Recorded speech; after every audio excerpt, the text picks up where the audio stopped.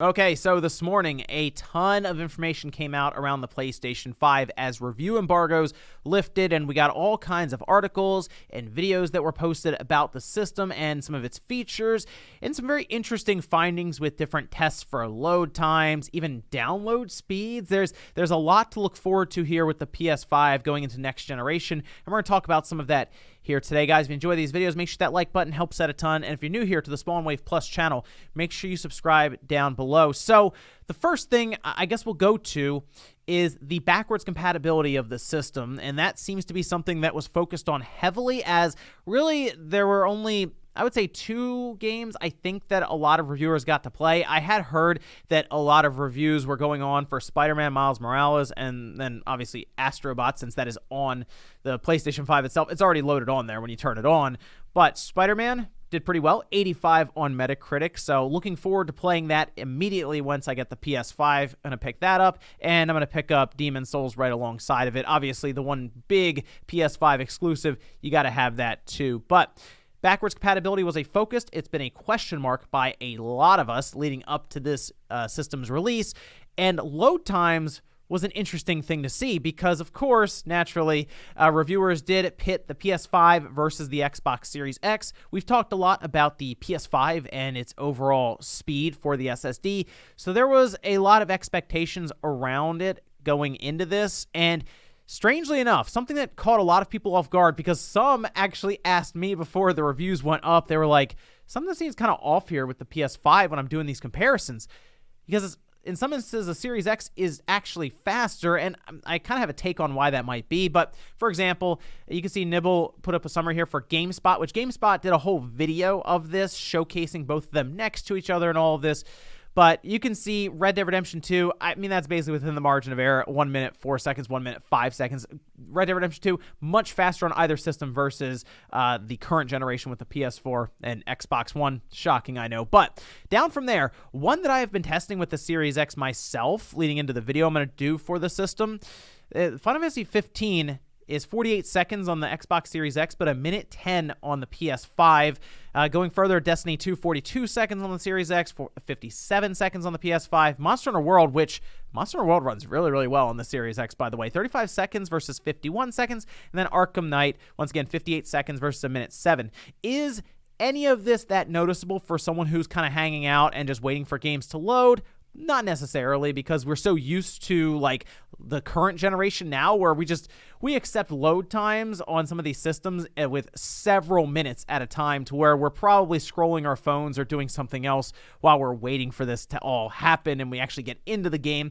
So I don't think this is that big of a deal, especially as people are kind of making it out to be, but it is surprising. And the reason I think this could be a thing is because the way that the PlayStation 5 is handling backwards compatibility is trying to more or less match the PS4 in terms of frequency and all of this with its CPU and its GPU, and it's basically emulating what like the PS4 would be like with the SSD, whereas the Series X and Microsoft, they've spent a lot of time working on backwards compatibility all through last generation.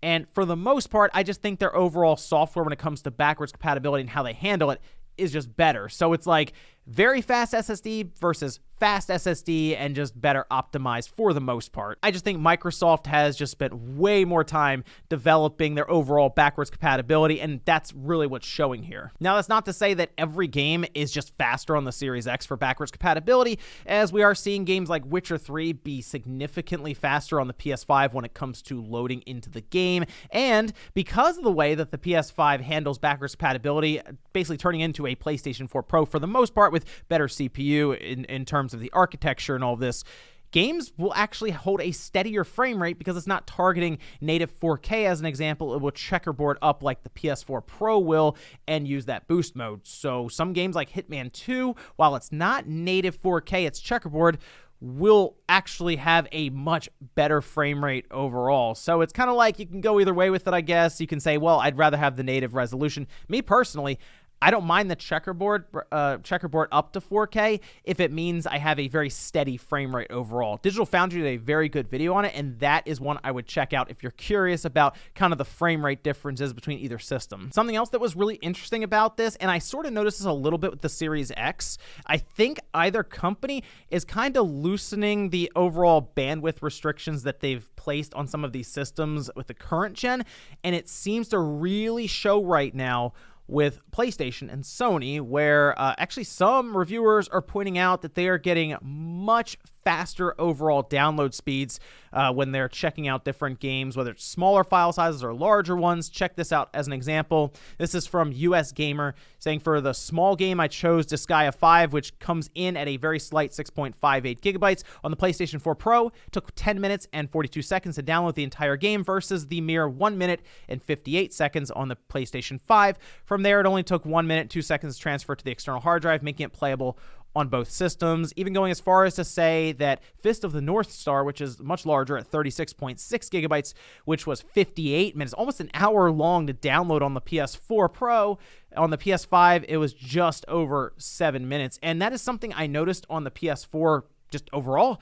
For some reason, download speeds were always slow, and I just never got it. I don't know if it's PlayStation Network or them throttling it, who knows, but it seems like that's been alleviated here with the PlayStation 5. Now, they do have a fairly quick download speed there at 756 megabits per second down, 939 megabits per second up. I'm very jealous of that upload speed, by the way. You get Comcast, they'll be like, you get a gigabit.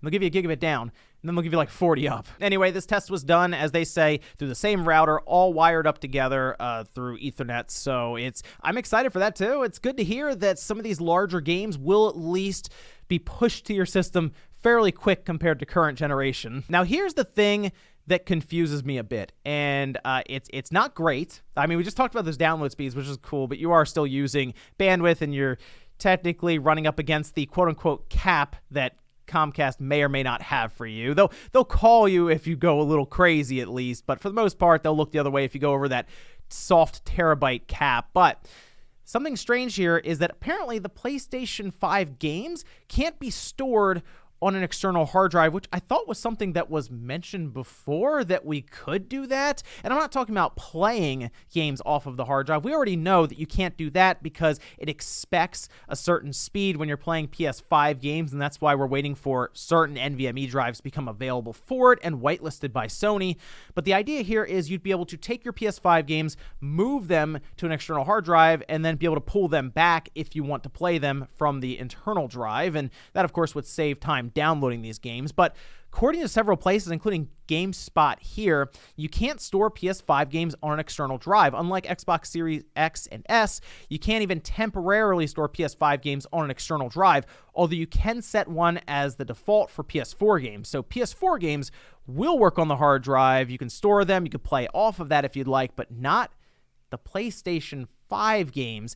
It's very strange. However, what I'm thinking will happen here is, and the reason I say this is because I've seen this with the Xbox Series X over the last week or so that I've had that system. Updates were pushed, notes were given out to people who were supposed to be doing reviews and impressions of the system, and things changed on the fly. So what I think is going to happen here with this PlayStation 5 external hard drive situation is there could be a patch that gets pushed in the next day or two. There could be one that gets pushed on release day, where when you plug your PS5 in, you have to do an update from the internet to push some of these features. That's all I can imagine, because otherwise you're then just stuck with these 667 gigabytes on board. And most of us said, well, there's not going to be an NVMe drive ready to go on release day, so I'll just make sure I have a hard drive. That's going to complicate things a bit. So while most of the reviews talked quite a bit about the system, there was also a lot to say about that DualSense controller, and it really does sound like Sony made a big leap from the DualShock 4 up to the DualSense. And battery life, because that's something I see a lot of you ask about in the comments all over the place on Twitter. It sounds like the DualSense has a range of battery life depending on how much you use all of the features in there, but a lot of people seem to get around 10 hours or so. I think that's fair enough. That's pretty good. It's not like what we get with a Switch Pro controller, which is like 30 to 40 hours, something crazy. but I think 10 hours is manageable considering when the DualShock came out, it was like 4 hours or something. I believe the next revision of the DualShock 4 at least increased battery life to where I was seeing like 7 or 8 hours, but 10 hours on launch for a controller that I'm sure will see its own revisions going forward inside of it. That's pretty good, I think, to start with. But everything I've seen here today for the PlayStation 5 reviews that have been posted in the videos, it's just gotten me more excited for the system. I'm ready to go. So we're a week out now, November 12th, and yes, we'll be doing quite a bit with it here. I'm sure we'll tearing it down, of course, and I'll talk about my overall thoughts and impressions on the PlayStation 5. But exciting stuff here with the system coming out in just a couple of days, ready to go ahead and pick it up. But let me know what you guys think about some of the reviews that were posted today for the PlayStation 5, and what do you think the deal is with some of those load times being similar and even better in the case for the Series X with current gen games going into next generation.